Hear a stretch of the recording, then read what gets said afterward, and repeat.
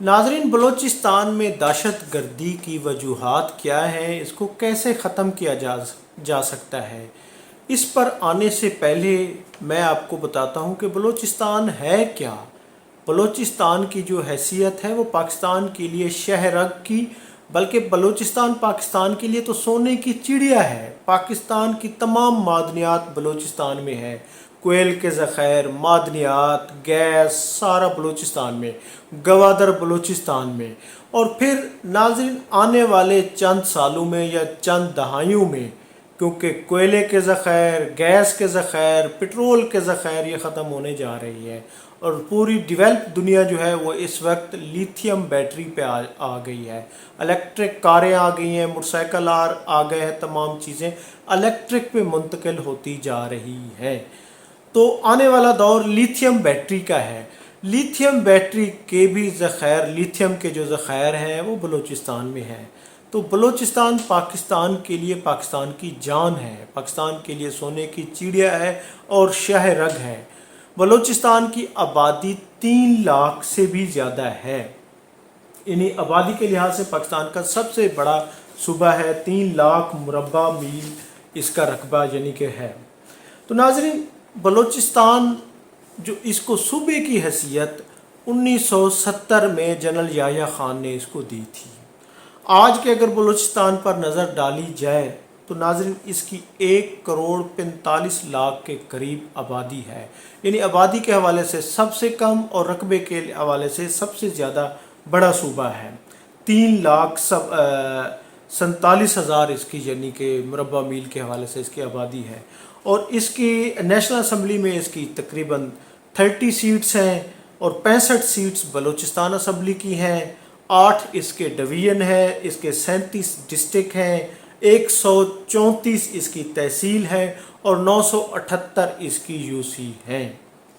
ناظرین، بلوچستان کے 8 ڈویژن ہیں، یعنی کوئٹہ، کلات، ذوب، لورلی نیا ڈویژن ہے، اس کے بعد ناصر آباد، مکران، راکسان، سبی۔ ناظرین، بلوچستان میں کیونکہ بھارت یہ سمجھتا ہے کہ بھارت ایک عرصہ تک یہ سمجھتا تھا کہ اگر کشمیر کے ایشو سے پاکستان کو یعنی کہ جان چھڑانی ہے، کشمیر کو بیک پہ لے کے آنا ہے، تو بلوچستان کو ہوا دو، بلوچستان کے حالات خراب کرو، اور ہمیشہ سے بھارت کا یہی فوکس رہا ہے۔ یعنی کہ بھارت نے جاسوس بھی، تخریب کار بھی یہاں سے ہی، یعنی کہ ایران کے راستے، مختلف راستوں سے، سمندری اس سے یہاں پہ داخل ہوتے تھے، پھر پنجاب کے ذریعے پورے پاکستان میں پھیل جاتے تھے۔ اسی طرح اب موجودہ جو دہشت گردی کی لہر ہے ناظرین، جو بلوچستان میں بلوچوں کی تحریکیں ہیں، کاروائیاں ہیں، یہ سب بھارت کا ہی کیا دھرا ہے جو پاکستان کو کمزور کرنا چاہتا ہے۔ تو ناظرین، اس کی جو بنیادی اب ایک دم سے یہ جو تحریکیں شروع ہو گئی ہیں، احتجاج ہو رہے ہیں، دہشت گردی کی یہ جو کاروائیاں ہو رہی ہیں، پنجابیوں کو بسوں سے نکال کر مارا جا رہا ہے، اور اسی طرح بم دھماکے کیے جا رہے ہیں، پلوں کو اڑایا جا رہا ہے، یہ سب بھارت کے ہی فنڈنگ سے ہی یہ کیا جا رہا ہے۔ اور اس کی بنیادی وجہ بیسکلی بنگلہ دیش بھی ہے، کیونکہ بنگلہ دیش میں ایک عرصے تک جو حسینہ کی حکومت تھی، یعنی کہ وہ انڈیا کی حکومت تھی، بیسکلی انڈیا ہی وہاں پہ رول کر رہا تھا۔ شیخ مجیب کا تسلسل اور حسینہ واجد کا تسلسل انڈیا کا تسلسل تھا، جو کہ ایک طویل عرصے بعد آ کے اس کا خاتمہ ہوا ہے، شیخ مجیب کے مجسمے گرائے گئے۔ تو اس میں بھارت کا میڈیا، بھارت میں پوری دنیا میں اس میں بھارت کی بھی جگ ہنسائی ہوئی، جس کی وجہ سے اب بھارت یہ سمجھتا تھا کہ بنگلہ دیش میں جو تبدیلی ہے وہ پاکستان کی وجہ سے ہوئی ہے، جس کی وجہ سے بھارت کی بھی جگ ہنسائی ہوئی ہے۔ تو اب وہ اس کا بدلہ لینے کے لیے اس نے بلوچستان کو ٹارگٹ کر لیا ہے۔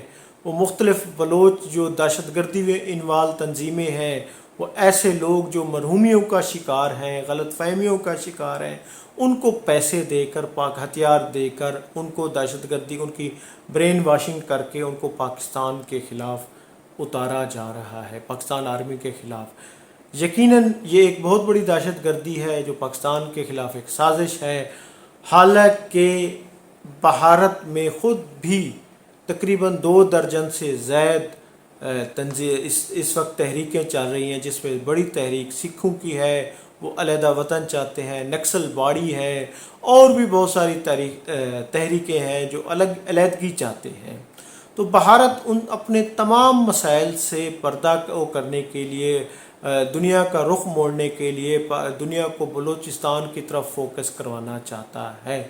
اسی لیے اب ہونا کیا چاہیے، اس دہشت گردی کا خاتمہ کیسے ہے؟ جی ہاں ناظرین، بلوچ ہمارے بھائی ہیں، ہمارا صدیوں پرانا، ہمارے ملک کا، ہمارے اس کا حصہ ہیں۔ تو بلوچوں کو مذاکرات کے ذریعے، بلوچوں کو پیار و محبت کے ذریعے ان کو مذاکرات کے ٹیبل پہ بٹھایا جائے۔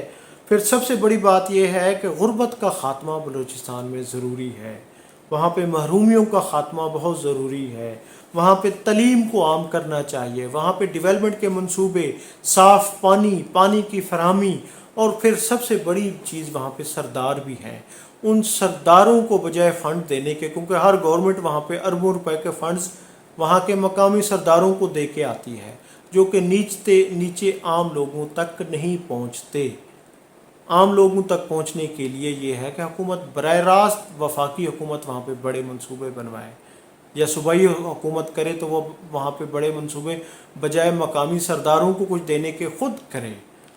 سرداروں کو کچھ نہ دیا جائے، لوگوں کو فائدہ پہنچے، عام عوام کو فائدہ پہنچے، colleges, school, medical colleges, universities کا جال بچھایا جائے، تعلیم عام کی جائے، ڈیولپ کیا جائے۔